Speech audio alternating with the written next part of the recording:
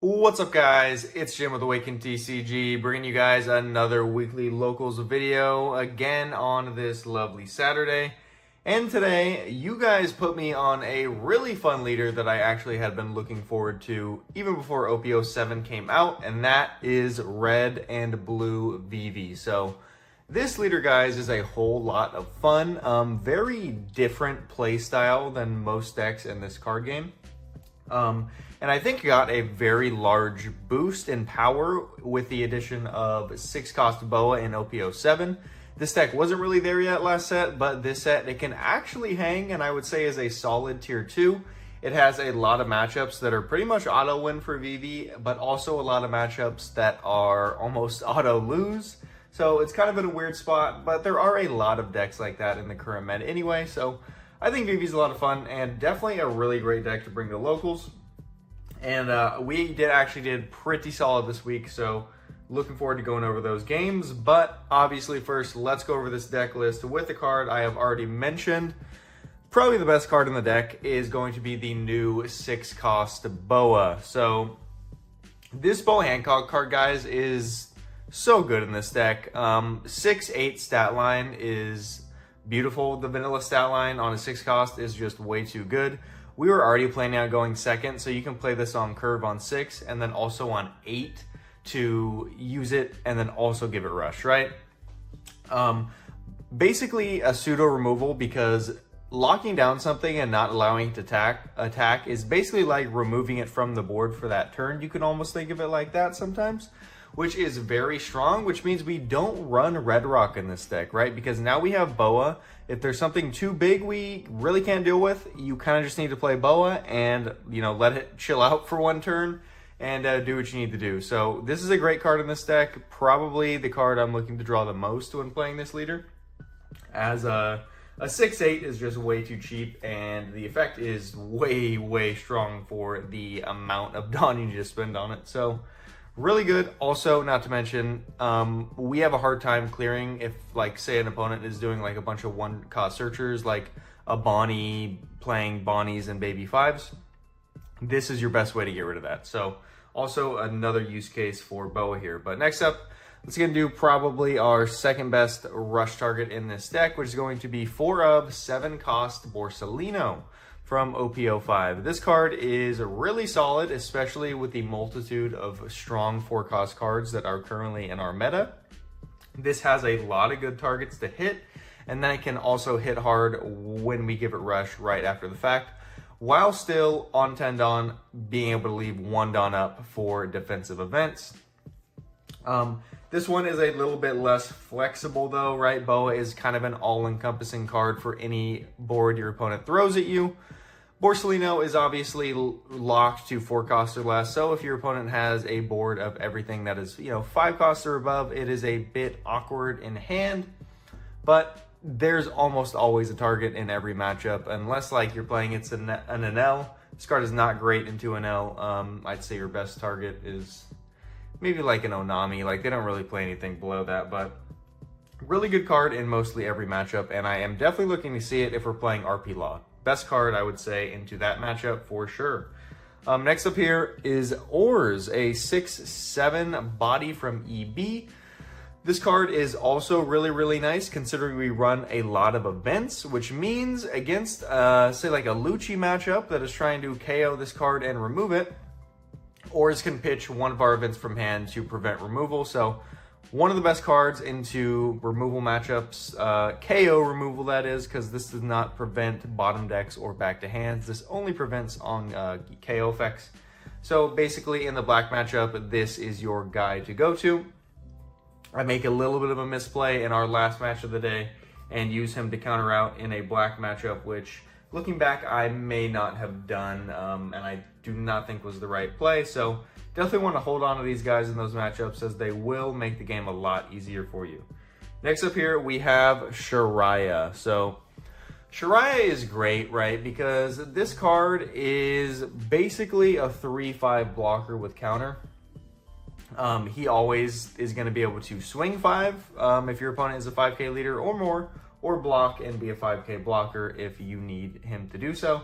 Also our only blocker in the deck. And if you're gonna have a blocker, you probably want it to be Shariah because he is pretty much one of, if not the best blocker in the game.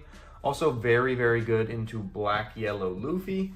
We didn't really struggle with that matchup to begin with, but if we do need a random rusher to go for game because he disrespected us and did not have any blockers out, Shariah is now a 3 plus 2 Dawn, I guess you can say a 5k or a 5 cost 9 rusher if a Luffy buffs himself to 9. So really, really great card, and definitely a necessity in this deck.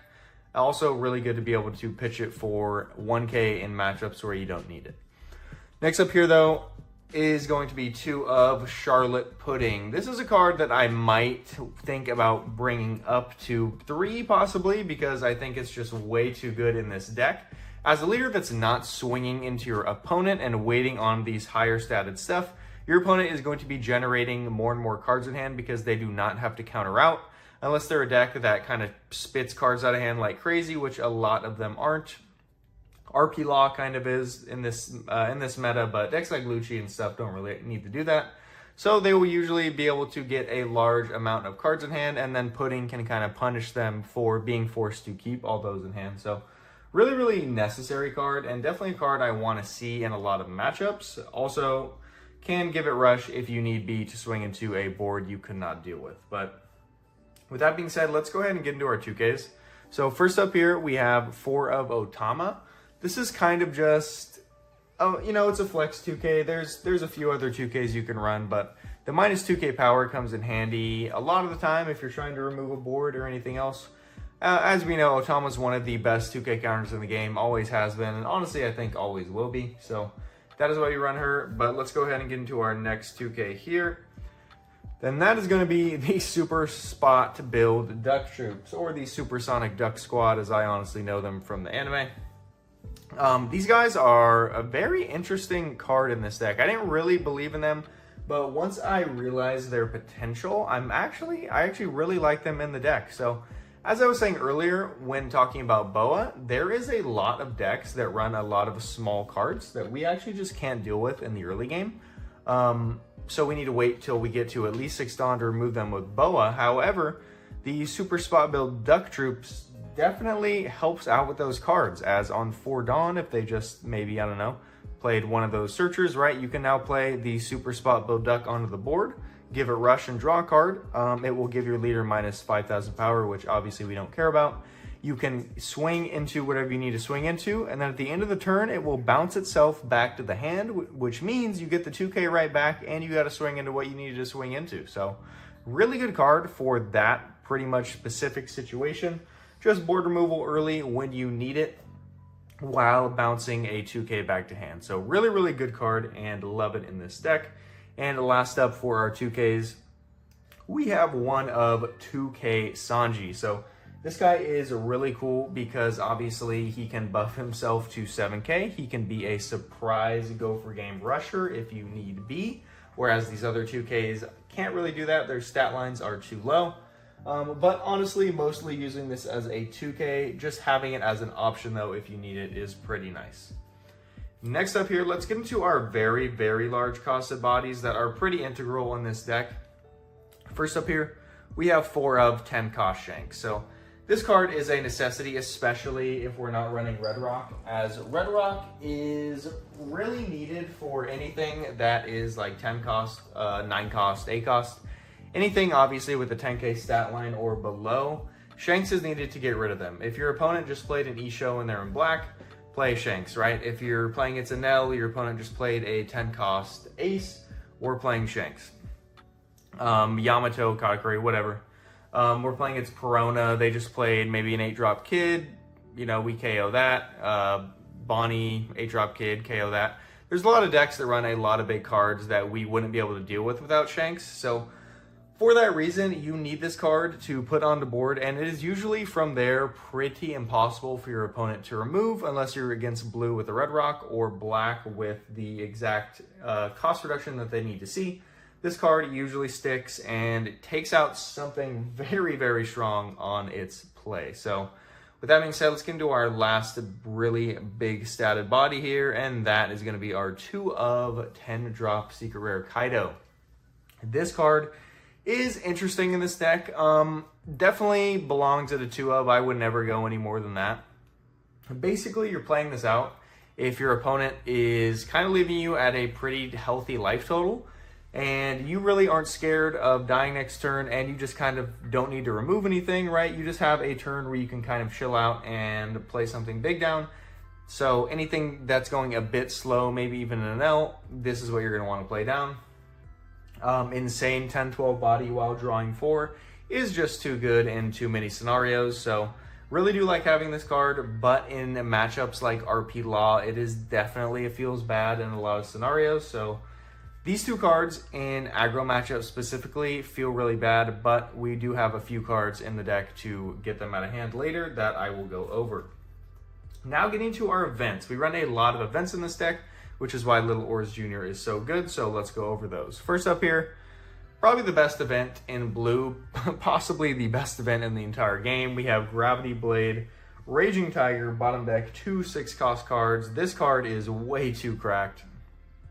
Any deck that goes wide with decently statted bodies from 5 to 6 cost are just immediately removed. This thing is so good, not even to mention the trigger bottom decking of 5 is just a better Thunderbolt trigger. This card is really, really good, and definitely our best removal in the deck if we need wide removal, as most of our removal in here, as you can see with Borsellino, Boa, and Shanks, is single target, right? Which means if our opponent goes wide, it's a little bit of a problem. But Gravity Blade is going to fix that problem and make it a little bit easier for us to contest the board. So now let's get into our counter events.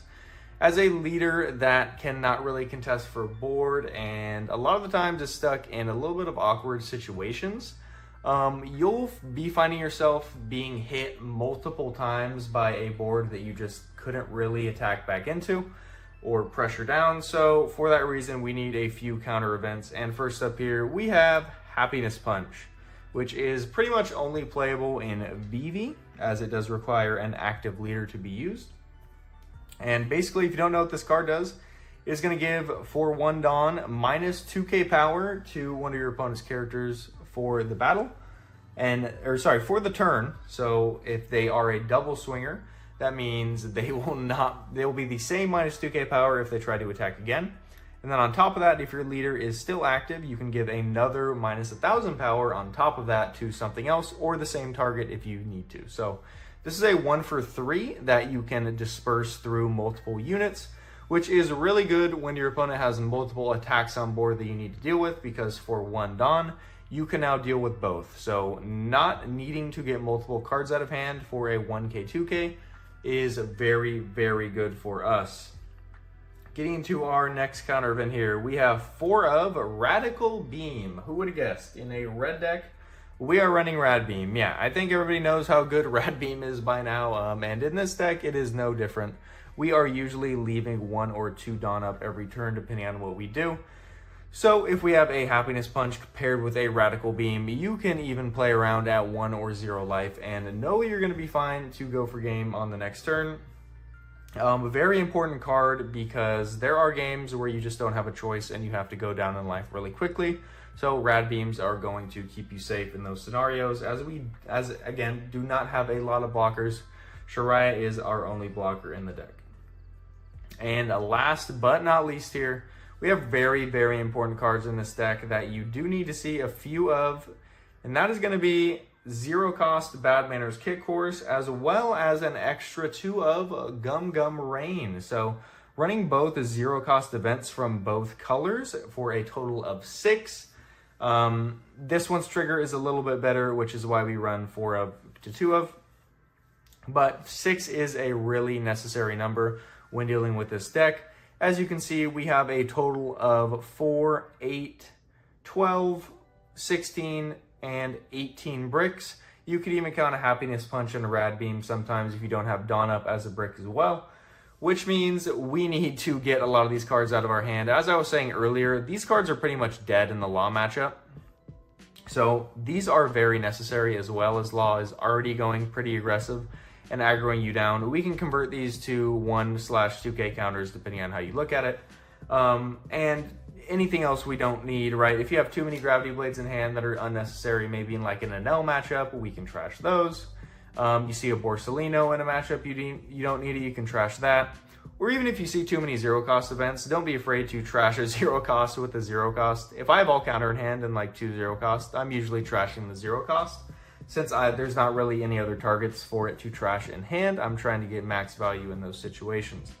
But with that being said, I want to do a big shout out to Colin for allowing me to use his list. I actually do not own all these alt art cards, so that's a big shout out to Colin there, because if I made this list, it would not look nearly as pretty. So shout out to him. We did very solid today, unfortunately losing in the final match, but let's go ahead and get into our first game.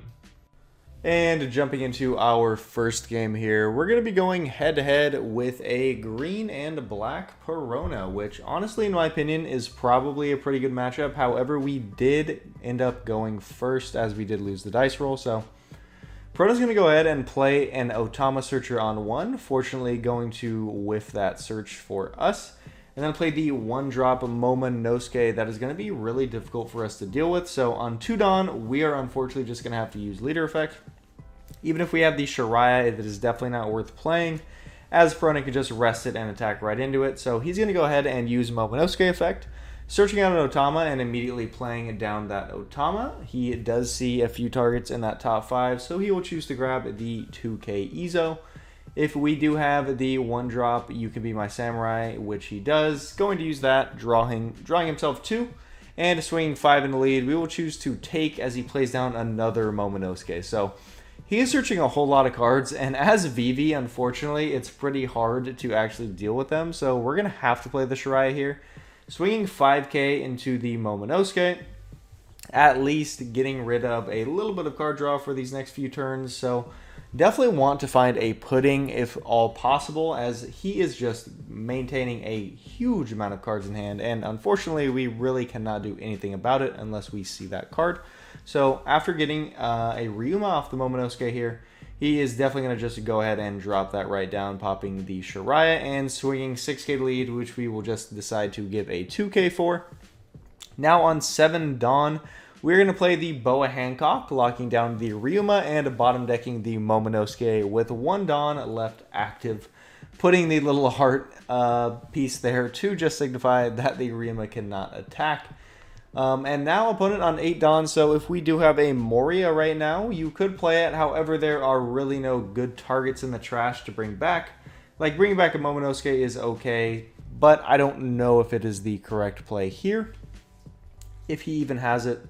Probably doesn't, so he's going to go ahead and play down the 5-drop Sabo. Going to have to trash 2 cards out of hand here, which is going to be a Borsellino and another Sabo. And then going to use a 1 on the You Can Be My Samurai, resting both of those Otamas once again, drawing himself 2 and going 7k to leader, which I think, yeah, we're going to counter out with a 0-cost event and a 10-drop Kaido, as there's really no place to drop that 10-drop at the moment in time. So we'll do the Gravity Blade, getting rid of the Ryuma and the Sabo, which is really solid for us, and do Leader Effect to draw another card, swinging 8k to lead. Now, you could argue I needed to swing those Otamas to prevent another You Can Be My Samurai, but I would rather go into Leader to just put him in a situation on one of these turns where I can go for game. The Otamas really are not that big of a deal, and if he wants to continue drawing cards and I draw into a pudding, it's actually going to be in my benefit. So he's going to go ahead and minus 1 cost to the Boa with Leader and pop it with the Sabo, following it up with a 7k swing that we will take going down to 3. And that is going to be an immediate 10-drop Shanks from us, sending that Sabo right back to his trash and passing to him. So definitely some quick turns for us. Vivi isn't necessarily an easy deck, but there are definitely a lot of turns where whatever your play is pretty obvious. Just whatever you need to do to deal with their board, that is going to be your answer. So he's going to go ahead and play down the 5-cost Sabo once again, trashing a Mountain God 5/7 Vanilla. That is a very good card in Perona, and honestly probably pretty good in this matchup. And then dropping down another one into trash as well. And now with 5 Dawn remaining, you can either... Oh no, he's actually going to attach it all to lead and force us to go down to 2 life here. So Question is, what do we do this turn? It does not look like we have a Boa in hand.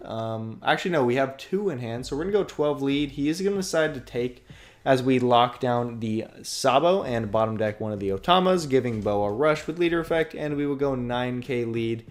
And since that Sabo is already locked down for the next turn, he's going to just choose the block now and get some value out of it. Now on 10 Dawn once again, if we do have something like an Ice Age and into a Moria, you can probably remove the Shanks here. Although I don't actually know if he has a Ryuma in Trash just yet, but he is actually going to do an Ice Age on the Shanks with leader effect. And going to go ahead and play a Ryuma out of hand, popping the Shanks now that he is at 4 cost. So unfortunately getting rid of our 12k, which was really important for this matchup, but I don't think we're in too rough of a spot, as he swings 6k lead and drops down a 4-cost Borsalino. So now from this point, I think our play is pretty obvious. We will go 8k lead, wanting him to block with the Borsalino. He does not decide to and gives us 2 2ks. So we will do our Borsalino to go ahead and bottom deck his Borsalino, drawing us 1 off leader and swinging another 8 with rush on Borsalino. He is going to choose to take that one, going down to 1. As our board is honestly a lot better than his at this moment in time, and we have a whole lot of cards in hand. So in a really good spot for us, as he's going to drop the 1-legged Toy Soldier, followed by the You Can Be My Samurai to rest the Toy Soldier and the Otama. That is a very good play because Toy Soldier can still use his effect. I think he was searching for a Ryuma there though, and he did not find one, which means he cannot remove either of the characters off of our board right now. So going to make this a little bit of a difficult turn for our opponent right now. He is going to go 3 on Ryuma, swinging 9 at leader. You could swing at our board, but we have so many cards in hand, it is probably just not worth it. So we're going to do Rad Beam and a 1k, bringing ourselves up to 10. As he puts the rest on leader and is going to go 9 once again, bringing us down to 1. No blockers on board though, and we do have 2 pretty big bodies. I could attach a lot of Dawn, but I'm going to play it safe as I know I'll be completely fine, swinging 8k twice. He's going to 2k out of both as we drop another Boa, bottom decking that Otama, and giving it rush and swinging 9k to lead. I could have swung into the Ryuma, but obviously we locked it down, and we know we're just going for game next turn. So in a pretty much unlosable spot at this moment in time, you could maybe try to swing with the Toy Soldier or something like that, but obviously with the amount of cards we have in hand, there's just no way that wins the game here. 1 Dawn up as well. The fate is pretty much sealed for our Perona player at this moment in time. But let's go ahead and see what he tries to do. Gonna drop the Hody Jones, resting our Dawn, which is pretty much his only play here. So we will take that first AK, knowing he has to attach the rest, and that is going to be the game. And getting into our next game here, we're going to be going against our co-host on this channel, Wraith Talks himself, on RP Law, as we are going second. He actually chose first, which I think his game plan here is to hope he draws into some rush and just go completely aggro, which would definitely screw us over. So he is going to go 7k on his first turn. I'm actually going to counter out of that, as I do not want to get hit with the 4-drop Law. That is a very good card in this matchup, so we'll just have to use leader effect on our turn here.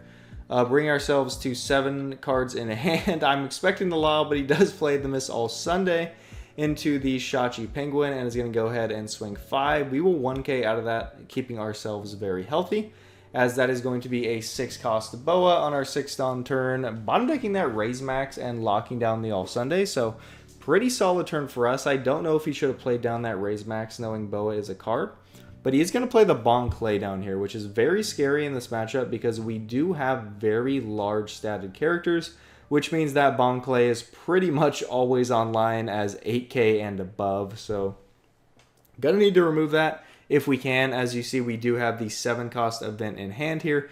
He's going to go 9, forcing us to take, as he knows he wants to do the 4-cost Law here off of leader effect. So he will do that, putting 1 Dawn back, and he's going to rip a 7-cost event and a Rad Beam from hand, which is honestly really good for him. Thankfully, though, we did have another 7-cost in hand, which we will definitely be using next turn. So going to take that 5k swing from Shachi Penguin, already going down to 3, as we will go 8k into the Shachi Penguin here. Followed up with 7 Dawn from Gravity Blade and bottom decking the Bon Clay and Law. I think he put them into trash there, but it really doesn't matter. There's no card in this deck that actually plays with trash, so not a big deal at all. With 1 Dawn up here as well, we do have Happiness Punch if we have it in hand, but we actually do not have any of our counter events in hand, so he's actually going to go another 9 here, pretty much forcing us to take to 7 again, and going to use Leader Effect again, ripping that Law, taking a card out of hand here, putting us in situations where we unfortunately do not have a choice to take these hits. So, going to rip a Borsalino and a Shirai out of hand. Borsalino was very, very important for him to rip there. I really wish he grabbed that Kaido, but that is unfortunately what we have to deal with here. So now on 10 Dawn, we can definitely deal with this board. So we'll go 9k to the All Sunday as we play the Boa Hancock, locking down the Law and drawing 1 off of our Leader Effect. So kind of at least starving our opponent here, still at 4 life and only 1 card on the board. 5 cards in hand, so not in the worst position ever, but with 4 Dawn, we really aren't too scared on these turns. So he's going to go 6, followed up with a Sanji and a Leader Effect to play out a Shachi Penguin, bring himself back up to 3 Dawn. So still relatively healthy. We're going to start swinging to Leader here, going AK and dropping 10-drop Kaido, as unfortunately that was our only play. So putting ourselves a little bit wide open, but he does only have 5 Dawns, so going for game here might not be the best idea for him. So let's see what he does. I would probably go aggressive here if I could. Looks like he does have the Rush Zoro in hand here. But does he decide to use it is the question. I think Reiju is probably your better play, as I do have a whole ton of cards in hand now, and the odds you can go for game are probably pretty low. But you can at least get me down to 0 at the very least, so definitely really thinking about this turn. Does not want to lose to Vivi as RP Law. That is that's a good matchup for you, and definitely one you do not want to be losing. He's going to go 7k to lead, start it off. We are going to counter out what we can counter out, and we're going to do a 0-cost event, bringing ourselves up to 8. As he puts another one on Shachi Penguin, countering out of the 6k very easily. He will follow it up with a 5k swing. We're going to give him the pudding. And he's going to play another Zoro swinging 5 once again. We will have to take that one down to 1. And from there, does he use Leader Effect? I really don't think you should, because you'll go down just a bit too much, Dawn. He does have the Reiju though, which would be nice to draw 2 cards. But he is probably going to decide to do it here. Just to get another body on the board. There it is, the Reiju drawing himself into 2 bricks here. So pretty solid for us. Going to immediately do the 7-cost event, getting rid of his 2 active characters, and with the rest of our board going to swing into the rest of his characters here. So really, really good turn for us. Leaving 3 Dawn up still. We are in no way going to die this next turn. He only has 4 Dawn and no cards on board with 2 life. So in a really rough spot, is going to be forced to drop the blocker, as he probably dies if he does not. So we're going to Happiness Punch that 6k swing. And he is going to pass back to us here. So at this point in time, just going to start putting him in a position where we're going for game. I'm going to go 8k to lead. He is going to take that. We'll go another 8k to lead. He is going to take that, which means I know this 12k is going to bring out a block. And thinking about playing this Ors here, but honestly, I pretty much know I have game next turn, so I'm just going to leave the counter in hand and do Leader Effect, as there's no way that I lose if I keep this Ors in hand. So definitely thinking about it for a bit here, but I am just going to decide to draw 1 card and go ahead and pass to our opponent. He does have a whole lot of cards in hand though, so if he does have blockers next turn, he is going to be able to stall just a little bit, but he is only on 6 Dawn next turn. So going to draw into a 2k off Leader Effect here and just go ahead and pass back to him. And looking at his trash here, he's saying, Mike saw no Kidding Killers this game, and I really can't win this turn. He's going to go 9 lead.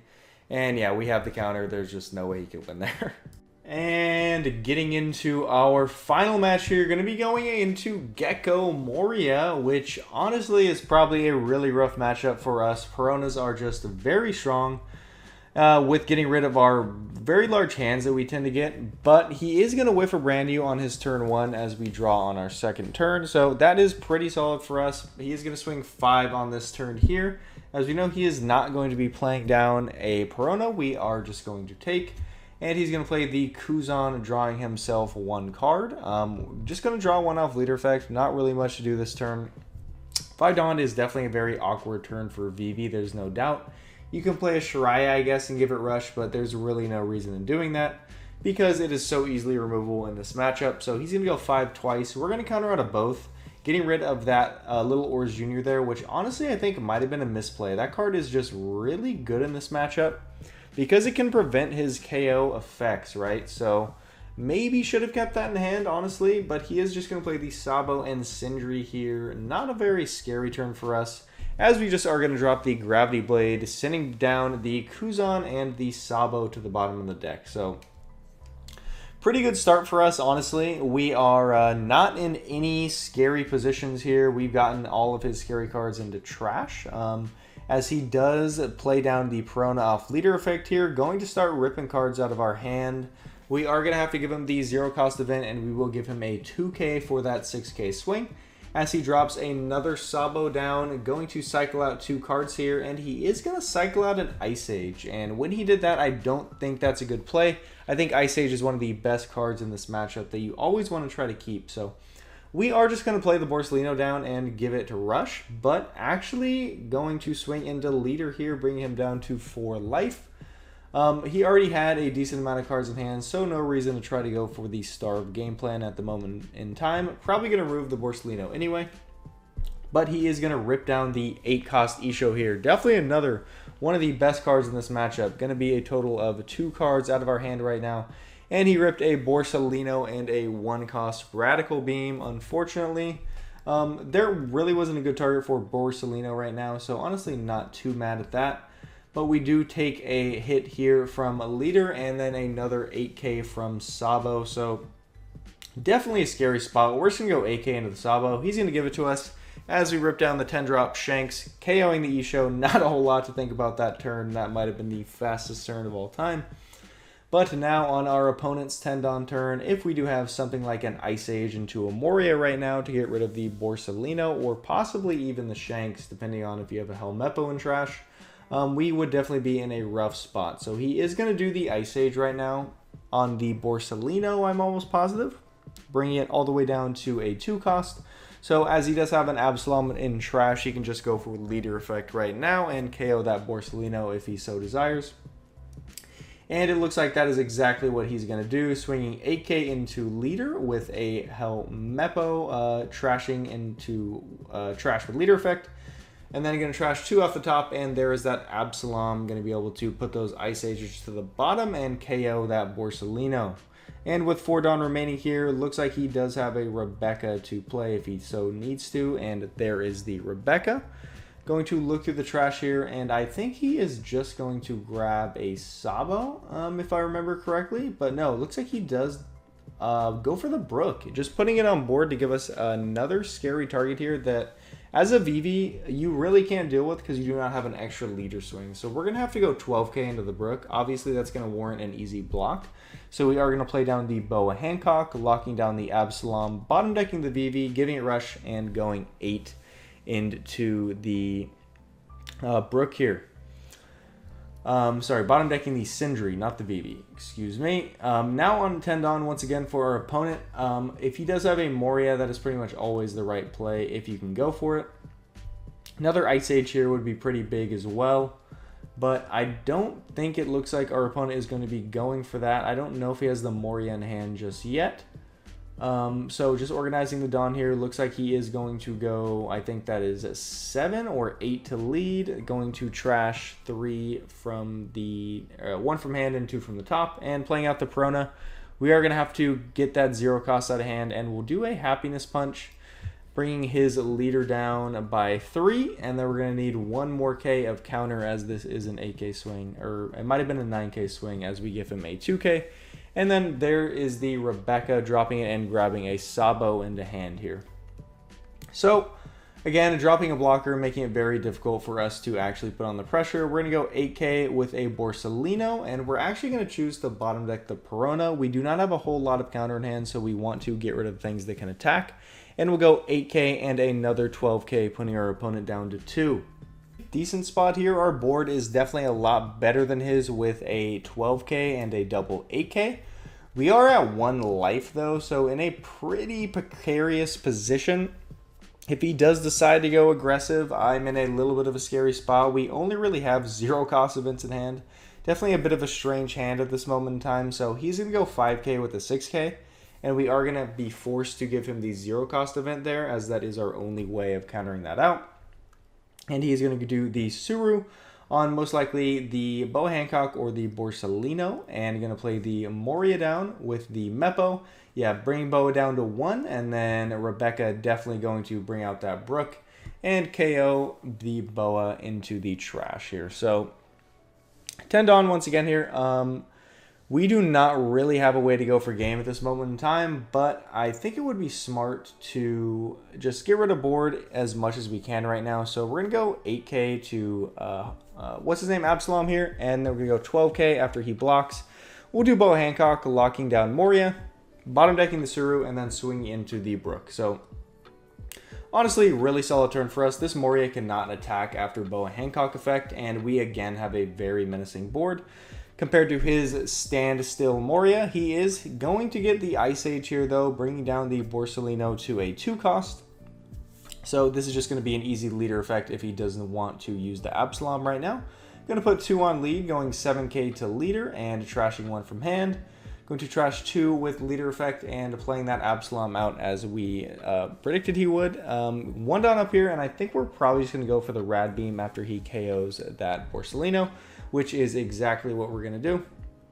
And then with his remaining 5 Dawn, going to drop the Sabo here, trashing 2 cards from hand and leaving himself with only 2 cards left. So in this position, I think this is my biggest misplay. I do a Gravity Blade, bottom decking of both his Sabo and his Absalom. And as he does have 2 cards in hand, I'm only going to draw and I'm actually going to pass. Looking back here, I think starving him was a decent idea, but if he does have the Moria, I'm just putting myself in a really rough spot. So I think I just should have gone for his life and guaranteed that I probably have game next turn because there's no way he can remove both Boa and Shanks. So I think that was my vital misplay in this match. He's just going to go 9k lead. I do have the counter for this, but I am going to have to give him 4 cards out of my hand with 2 0 cost events, which would be pretty telling that I'm in a rough spot right now. So what I'm going to do is act like I'm counting the counter in my hand right now, as I do have 1 Dawn up, faking a Rad Beam, and choose to take the hit, making him think that I have the counter if he goes all in on lead, and putting him in a little bit of a awkward spot. So what I want to do is I want him to play safe and maybe play a blocker or something that I can deal with the Borsalino in my hand, and then bottom deck it going for game next turn. That was my thought process here. Or if he didn't have a blocker at all and played safe, that would also be really nice. But he is just going to play safe, thankfully for us, because we lost 215k swing there, but he does have the removal here, unfortunately. Going to do the Suru onto the Boa with the Meppo and Becca from trash into the Brook. Once again, same combo as the turn prior. And leaving a Shanks on board with 2 life is a completely unwinnable position for me, unfortunately.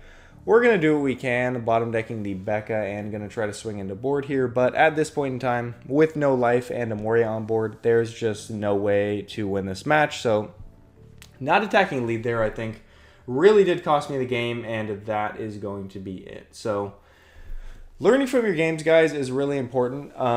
Definitely, I could have played that differently, and I feel like I could have won this match. I would have to play it back, though. And that is going to be our video, ladies and gentlemen. Thank you again for watching. I really do appreciate everybody who tunes into these videos, as they take a little bit to make, as I'm sure you can see by the length. But always a lot of fun to play and a lot of fun to make anyways.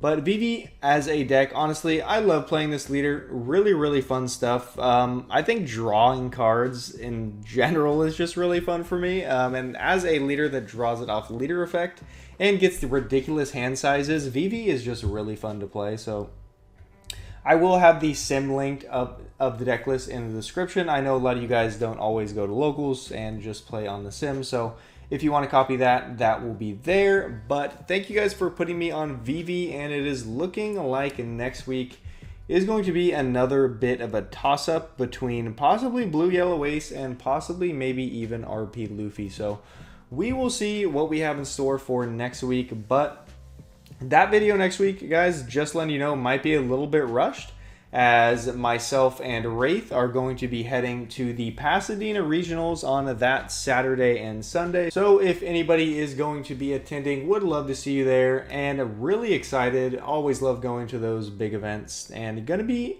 piloting Lucci. So we are going for a top 8 and a serial. Have never gotten a serial card myself, but honestly I've never really tried with a meta deck. This is probably the first time ever that I will be bringing a meta deck to regional. So wish me luck, guys, and would love to see you there. But anyways, that has been our weekly locals video this week. You guys have a great day. This has been Jim with Awaken TCG, and I'm gonna head out here. Peace.